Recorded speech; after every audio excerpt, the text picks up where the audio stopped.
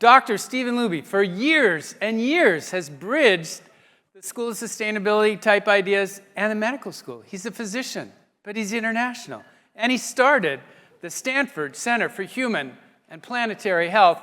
Please welcome Steve Luby for his keynote. Thanks so much. Hey, everybody. I'm going to start with something really obvious. You know, we're animals. And since we're animals, we depend on our environment. It's our environment that provides us food and all of the devices by which we live, and even energy. And it's the environment that provides regulatory services, filtering our water, pollinating our plants. And of course, it is these ecosystems that we go to for our own spiritual nourishment and recreation. And earth scientists have been talking about this for over a century. Everything is a cycle, water cycles. This is from a 5th grade textbook. And carbon cycles through. And we have dry years, and then the herbivores and the plants go down, and then we have wet years, and then things come back, and we go back into balance. And so our whole social system, all the things that we do as humans, are actually dependent on the materials and energy that come from the ecosystem, and all of the excess we create in terms of materials and energy get dumped back into the ecosystem. So there's this concept of planetary boundaries. That is a safe operating space for humanity. A planetary boundary represents scientists' best judgment of what perturbations the planet can manage and still come back into balance, like it's done so well over the last 10,000 years. The concern, however, is that the forces of technology and the economy over the last 2 centuries has really pushed us out of balance. And you're probably most familiar with this around climate change. We're just getting too hot. We're beyond the place where we're going to bounce back to where we've been. But it's not just climate change. We're also seeing collapse in biodiversity. We're seeing nitrogen phosphorus flows going throughout the water and into dead zones in the ocean. We're really on track to permanently destabilize the long-standing resilient Earth systems that human communities depend upon. So if you think about this, it's pretty sobering. And if you do what the prior speaker suggested and check social media, it's downright depressing. But we here at Stanford actually aren't depressed. Why not? Well, number one, we just have these outstanding students. I'm just going to give one example. As an undergraduate, Liza Goldberg came up with a senior thesis. She went looking at climate change in Bangladesh and then published this work in the leading planetary health journal in the world. Oh, she's now coming back to us as a PhD student in Earth systems. We also just have this remarkable faculty. A few weeks ago with the Stanford Accelerator, we had 18 scientists come and talk about the various things they were doing. And they're like, oh, you know, we could put a few bacteria onto these plants, and then they could make their own nitrogen. Or, oh, wait a minute, we can get these fungi to grow on food waste, and we can have this nice, great food. So just incredible ideas coming out of faculty. We have this remarkable staff. A staff that leans in on this mission, that creates these kind of environments, that runs these sorts of accelerators, that runs our day-to-day operation. And over all of this, we have a mission. We have a mission that Jane Stanford calls us to be a purposeful university. So a purposeful university will lean in on the great problems of our time. So planetary health is a field that's focused not just on analyzing, but also addressing the impacts of human disruption to Earth's natural system on human health and all life on Earth.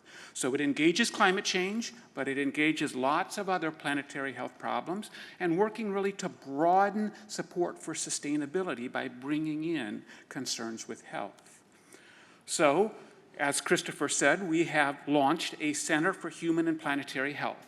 This has a foot in the Dorr School of Sustainability in the Woods Institute, and a foot in the Stanford School of Medicine in the Center for Innovation and Global Health, and we aspire to be reaching all of the schools on campus. But I want to talk about how important that global health piece is. And that is because I feel like a lot of people get really worried about the dysfunction in this one government that covers 4% of the world. I just want to remind us, the whole planet, we're dealing with the 84% of the world that lives in low and middle income countries. So we really need to think globally and not be too parochial if we really want to have a stable and thriving planet. So why do we think about food in human and planetary health? Well, because we care about human health. Food is central, as they were just saying, but it's also essential for planet health because food generates 30% of total greenhouse gases. So we're thinking about healthy food for people and the planet. Now, I want us to do a little bit of time travel. I just want us to go back conceptually 10,000 years. That's actually not that long ago. Might feel like a long time ago. This is only 5% of the time that humans have been walking this earth. So let's just go back 10,000 years ago and see what we would find. The weight of vertebrates, land animals, 1% would be human, 99% would be wild animals. Where are we today? Oh, wild animals have dropped from 99% to 1%. Why is that? There are so many of us, and there are so many of our livestock that are feeding us. We have altered 75% of the Earth's land surface. And so this livestock production uses 30% of the land surface of the planet. And when you look at the millions of square kilometers that are covered, and what's the food that's doing this? It's cattle. Overwhelmingly, it's cattle that is using so much of the Earth's resources. The loss of the Amazon is one of the great environmental catastrophes of our time. But if we think about it from a systems perspective, the single largest driver of Amazon deforestation, it's not because people want wood. No, they want to burn the forest so they can raise cattle for the international market. And where do they sell that cattle? What's the number one country that buys that cattle? Yeah, that 1% country that came up earlier. Russia and China also buy a fair amount. And this is really a low production system. The forests are burned to seed nutrients in the soil. The grasslands are usually only productive for a few years, and then the lands are abandoned. But this tragedy of destroying land and committing it to cattle also suggests that we could make a change that would have rather profound effects.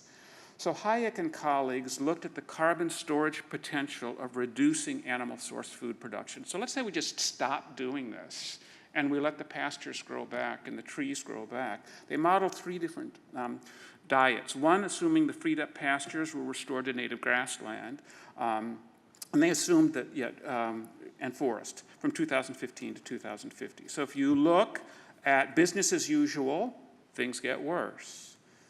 If we reduce meat consumption by 70%, we can reduce CO2 production and release by 300 gigatons. And that's because the plants would be pulling this out of the air. And if globally we went vegan, it would be almost 600 gigatons. This is equivalent to 16 years of global fossil fuel emissions, and so would markedly increase the probability of limiting global warming to 1.5 degrees C. So, what's driving CO2 emissions? Oh, beef. What's number 2? Oh, cow milk. Conclusion, bad for the planet. But let's turn to people. Let's look, this is the cancer incidence comparing the highest meat consumers, those who really love protein, with the lowest. This is a meta-analysis of 148 prospective studies. The people who eat more meat have more endometrial cancer, more prostate cancer, more colorectal cancer, more colon cancer, more rectal cancer, more lung cancer, and more hepatocellular cancer. Not good. And let's not just think about cancer, let's think about heart disease, the leading cause of death among people globally. And again, this is a meta-analysis, 4.4 million people comparing the highest meat consumers with the lowest. What do we see? People who eat more meat have more cardiovascular disease, more coronary heart disease, more stroke, and more type 2 diabetes. So, if I were to summarize the last few minutes in one slide, it would be,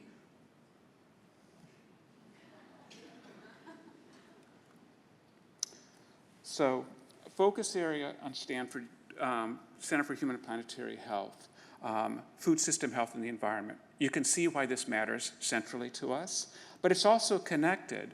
If the climate goes bad, we can't grow as much food.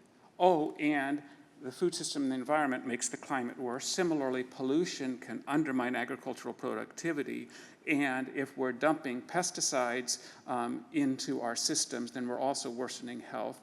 Similarly, we need the pollinators to help with agricultural production, and pesticides and fertilizers can make our ecosystems worse. So the objectives of our center are to drive solution-oriented research, to prepare future leaders, to accelerate impact by engaging with stakeholders, and to build community here at Stanford. We have working groups, and one of these working groups is on the food system, health, and the environment. Why is that? Because people came forward and said, I want to run this. Self-organizing, they're getting people together, they're incubating really good ideas and putting forward proposals that are funded. And so we've been doing a lot for a long time. We have been working since 2017 with the long-term planning, saying, hey, we want to make this happen. And lots of faculty have come forward to support it, and we got a key gift in 2024 to help us support this. So finally, after many years, in October 2024, we finally got status as a center.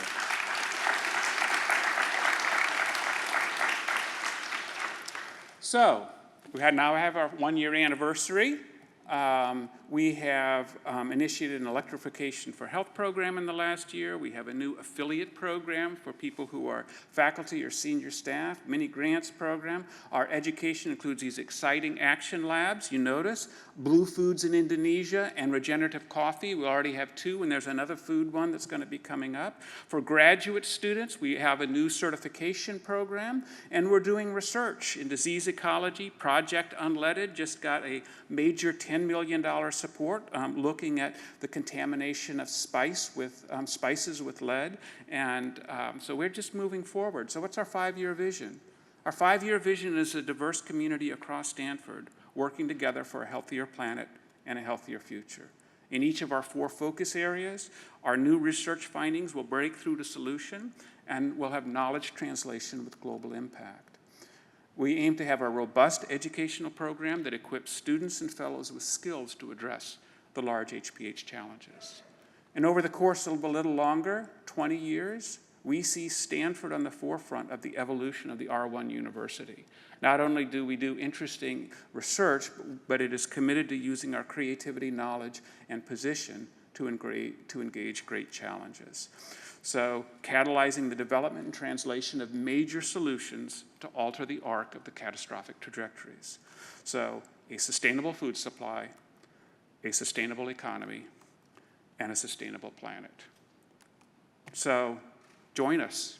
We'd love to have you.